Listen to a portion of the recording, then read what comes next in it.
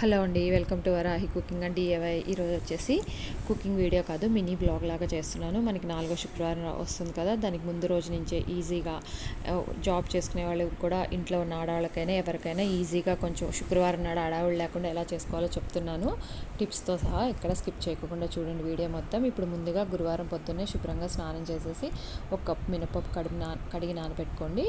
ఇప్పుడు 2 కప్పులు శనగపప్పు కూడా కడిగి నానబెట్టుకోండి. ఒక 5-6 గంటల తర్వాత కడిగేసి కుక్కర్లో వేసి శనగపప్పు కుక్కర్లో వేసి శనగపప్పు మునిగేంత వరకు వాటర్ వేసి మీడియం ఫ్లేమ్లో 4 విజిల్స్ రావాలి. ఆ ప్రెషర్ అంతా పోయే లోపల ఇప్పుడు స్టోర్ బియ్యం 2 కప్పులు తీసుకుని చక్కగా కడిగి ఎమ్మటే బట్ట మీద ఆరబెట్టేసుకోండి ఫ్యాన్ కింద.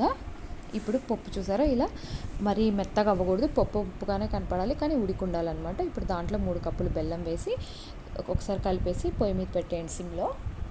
ఇట్లా నీరు వస్తుంది, మధ్య మధ్యలో తిప్పుతూ చూసుకుంటూ ఉండాలి. ఇప్పుడు మనం వేరే పొయ్యి మీద ఒక ప్యాన్ తీసుకుని దాంట్లో ఒక 2-3 టేబుల్ స్పూన్లు నెయ్యి వేసి పచ్చికొబ్బరి తురుము 1 కప్పు వేసి దూరగా వేయించుకొని పక్కన పెట్టుకోండి. ఇప్పుడు మధ్యలో ఇది పూర్ణం పిండి తిప్పుతూ ఉండాలి, లేకపోతే అడుగంటితే బాగోదన్నమాట. ఇప్పుడు వేయించిన కొబ్బరి కూడా యాడ్ చేసుకుని కొంచెం ఇలాచీ పౌడర్ కూడా యాడ్ చేసుకోవాలి. ఎందుకంటే మనకి ఇప్పుడు ఎవరు సింగిల్ ఫ్యామిలీస్ అండి, అందరూ పెద్దవాళ్ళు ఎవరు ఉండట్లేదు హెల్ప్ చేయడానికి. అదే రోజు మనకి శుక్రవారం పొద్దున్నే అడావులు లేకుండా ప్రశాంతంగా పూజ చేసుకోవచ్చు. ఇప్పుడు బెల్లం పాయసానికి ఎలా చేసుకోవాలో చూద్దాము. ఇప్పుడు బెల్లం 1 కప్పు 2 కప్పులు తీసుకుని 1 కప్పు వాటర్ వేసి ఒక అరగంట నానబెట్టుకోండి. నానబెడితే పాకం మంచి టేస్ట్ వస్తుంది. ఇప్పుడు ఇంతలోపల ఇది కూడా మనకి దగ్గరకు వచ్చేస్తుంది. పూర్ణం పిండి కూడా ఇలా పప్పు గుత్తో నాముకుని పొయ్యి ఆఫ్ చేసేసి పక్కన పెట్టుకోండి. ఇప్పుడు బెల్లం కరిగి ఉంటుంది, కొంచెం పొయ్యి మీద పెట్టండి సిమ్లో. ఇంత లోపల మనకి బియ్యం కూడా ఆరిపోయి ఉంటాయి, చక్కగా మిక్సీ జార్ పట్టుకోవచ్చు. ఎంప్లాయీస్ అయితే పప్పు నానబెట్టేసుకుని బియ్యం ఆరబెట్టుకుని బెల్లం నానబెట్టుకుని చింతపండు నానబెట్టుకుని చక్కగా ఆఫీస్కి వెళ్ళొచ్చు. వచ్చిన తర్వాత మిగతా పనులన్నీ చేసుకోవచ్చు. ఇప్పుడు రవ్వలాగా పట్టుకోవాలి దీన్ని. ఇదంతా ఒక బాక్స్లో ట్రాన్స్ఫర్ చేసుకుని అదే జార్లో నానబెట్టిన మినప్పప్పు కూడా వేసి మెత్తగా పేస్ట్ లాగా రుబ్బుకోవాలి.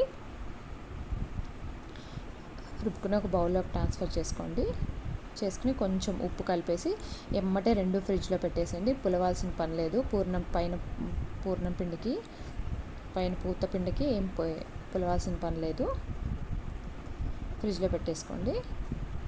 ఇప్పుడు బెల్లం కూడా ఒకసారి చూద్దాము, కరుగుతుంది, తిప్పుతూ ఉందాం మధ్యలో. ఇప్పుడు 100 గ్రాముల చింతపండు తీసుకుని కడిగేసి గోరెచ్చని వాటర్లో నానబెట్టుకోండి. చింతపండు నానే లోపల మనకు పూర్ణం పిండి కూడా ఆరిపోయి ఉంటుంది. చేతికి నెయ్యి రాసుకుని చక్కగా ఇలా ఉండల్లాగా చేసుకోవచ్చు. మనం బియ్యం కడిగి ఆరబోసి పప్పులు నానబెట్టుకుని వెళ్తే ఆఫీస్ నుంచి వచ్చినాక ఇవన్నీ చేసుకోవచ్చు అనమాట. ఇదిగోండి, ఇవి కూడా ఫ్రిడ్జ్లో పెట్టేసేయచ్చు అన్నమాట. ఇప్పుడు మనకు పాకం కూడా రెడీ అయిపోయి ఉంటుంది. తీగ పాకం వచ్చినాక పొయ్యి ఆఫ్ చేసేసి వడగట్టుకోవాలి. బెల్లంలో మనకి గసి లాంటిది వస్తుంది కదా, ఇది బయటే పెట్టుకోవచ్చండి, ఫ్రిడ్జ్లో ఏం పెట్టక్కర్లేదు. ఇప్పుడు చింతపండు కూడా నానిపోయి ఉంటుంది. పులుసు అంతా ఒక గిన్నెలోకి తీసుకుని పిప్ అంతా తీసేసి చక్కగా దాంట్లో కొంచెం కల్లుప్పు పసుపు వేసి ఉడకపెట్టేసుకుందాం చిక్కగా. ఇది కూడా మనకి బయటే పెట్టచ్చు, ఫ్రిడ్జ్లో పెట్టక్కర్లేదు. చింతపండు పులుసు కదా, ఏం చెడిపోదు. చిక్కబడిన తర్వాత పొయ్యి ఆఫ్ చేసేసేయండి. ఒక గిన్నెలోకి తీసుకుని ఇప్పుడు నైట్ పడుకునేటప్పుడు శనగలు నానబెట్టుకుందాము. అట్లాగే పొద్దున్నేకి గార్లిక్ కూడా ఒక 2 కప్పులు పట్టుపప్పు తీసుకుని నానబెట్టేసుకుందాం కడిగి. పొద్దున్నే మార్నింగ్ చక్కగా 4ంటికి లేచి ఇల్లు వాకిళ్ళు అన్నీ శుభ్రం చేసుకుని స్నానం చేసేసి ఫస్ట్ గ్రైండర్కి పప్పు వేసుకుని పప్పు నలిగే లోపల మనకి బియ్యం కడిగి పెట్టేసుకుందాం. పులిహారకి పరమాన్నానికి 2 కప్పులు బియ్యం కడిగి పెట్టేసుకుని పొయ్యి మీద పెట్టుకుందాం. ఇది అయ్యే లోపల మనం దేవుడి దగ్గర అంతా రెడీ చేసేసుకోవచ్చు. క్లీన్ చేసుకుని చక్కగా పసుపు కుంకాలు పెట్టేసుకోవచ్చు. గుమ్మాలకి పసుపు కుంకాలు రాసుకుని మధ్యలో ఒక అరకప్పు వాటర్ కొంచెం ఉప్పు యాడ్ చేయండి, అంతకన్నా వద్దు 2 కప్పుల పప్పుకి. ఇప్పుడు మనకు అన్నం కూడా రెడీ అయిపోయి ఉంటుంది. వంచేసి పొడిగా అన్నం వండుకోవాలి.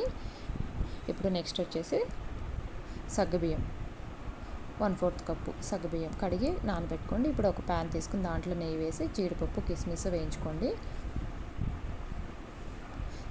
పక్కన పెట్టేసుకోండి. దాంట్లోనే ఇప్పుడు సేమియా కూడా వేయించుకోవాలి. 1/4 కప్పు ఎర్రగా వేయించుకొని పక్కన పెట్టేసుకోండి. ఇప్పుడు 1 లీటర్ పాలు చిక్కటివి తీసుకుని దాంట్లో 1/2 లీటరు వాటర్ కలపాలి.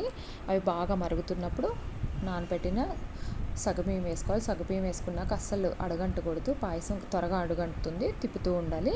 అవి ఇలా ట్రాన్స్పరెంట్ అయిన తర్వాత సగ్గుబియ్యం సేమియా కూడా వేసేసి ఒక 2 నిమిషాలు ఉడకనిచ్చి ఆఫ్ చేసేసుకుని మూత పెట్టేయండి. యాలకుల పొడి వేసి. మూత పెట్టకపోతే మీగడ కట్టేసి మనకి పాయసం బాగోదన్నమాట. బెల్లం పాకం మనం ఆరినాక కలిపితే ఇరక్కోకుండా ఉంటుంది పాయసం. ఇప్పుడు మనం ఇందాక అన్నం వండుకున్నాం కదా, దాంట్లో నుంచి కొంచెం తీసుకుని హాఫ్ లీటర్ పాలు, చిక్కటి పాలు తీసుకుని కలిపేసి బాగా ఉడకనివ్వాలి. పరమాన్నానికి కొంచెం యాలకుల పొడి వేసి జీడిపప్పు కిస్మిస్ వేయించుకుని పరమాన్నంలో కలిపేసుకోవాలన్నమాట. కొంచెం ఒక 2-3 టేబుల్ స్పూన్లు నెయ్యి వేసి మనకి పరమాన్నం రెడీ అయిపోయినట్టే. పాకం కలిపేసుకుంటే ఇదేమో ఆరక్కర్లేదు, దీంట్లో కలిపేసుకోవచ్చు. ఇప్పుడు పులిహోరకి ఎలాగో చూద్దాము. పొయ్యి మీద మూకుడు పెట్టేసుకుని ఆయిల్ వేడైన తర్వాత ఆవాలు, శనగపప్పు, మినప్పప్పు, పల్లీలు, కరివేపాకు, పచ్చిమిర్చి, అల్లం ముక్కలు, ఎండుమిరపకాయలు అన్నీ వేసి వేగిన తర్వాత మనం రాత్రే ఉడకపెట్టి పెట్టుకున్నాం కదా చింతపండు పులుసు, అది కూడా యాడ్ చేసి పసుపు, ఉప్పు అన్నీ వేసి కొంచెం వేగిన తర్వాత మనం అన్నం వండుకున్నాం కదా పొడి పొడిగా, అది కూడా వేసి కలిపేసుకుని పక్కన పెట్టేసుకోవడమే. పులిహోర కూడా రెడీ అయిపోయినట్టే. 9 రకాలు చేయాలంటారు కదా, పులిహోర రెడీ అయిపోయిందండి. ఇప్పుడు వేరే కడాయి తీసుకుని డీప్ ఫ్రైకి సరిపడా ఆయిల్ పోసుకుందాం. ఫస్ట్ నేను ఈ పిండిలో వచ్చేసి పొద్దున్న లేచింగానే స్నానం చేసింగానే బయట తీసి పెట్టుకున్నాను. గారెల పిండి ఏమో రుబ్బినగానే ఫ్రిడ్జ్లో పెట్టేయాలండి. 1 గంట ఫ్రిడ్జ్లో పెడితే ఎర్రగా వస్తాయి బాగా. ఇప్పుడు ఆ పిండిలో 2 కప్పులు రవ్వ కలుపుకోవాలి. నాకు 2 కప్పులే కొంచెం అయింది. మన దోశల పిండి కన్నా కొంచెం గట్టిగా కలుపుకోవాలి. కొంచెం వాటర్, ఉప్పు వేసి కలుపుకోండి. ఇప్పుడు పాయసం కూడా మనకు ఆరిపోయి ఉంటుంది. దీంట్లో మనకి పాకం యాడ్ చేసుకోవచ్చు.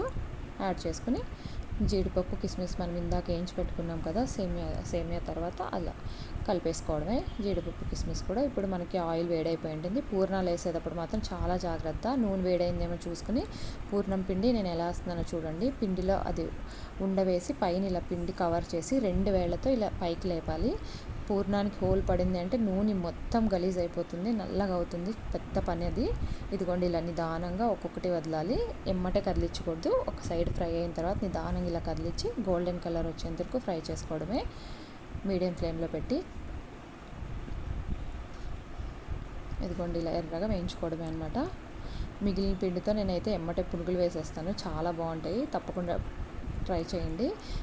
ఎలా చేసుకోవాలో వీడియో కూడా ఉంది, మీకు కింద లింక్ పెడతాను. ఇదిగోండి పూర్ణాలు చూసారా, అది కరకరలాడుతూ బాగా వస్తాయి అన్నమాట. ఇప్పుడు గారెల పిండి నేను ఫ్రిడ్జ్లో పెట్టుకున్నాను కదా, ఇప్పుడు ఉప్పు వేసి ఒక 5 నిమిషాలు ఇలా బాగా కలుపుకోవాలి.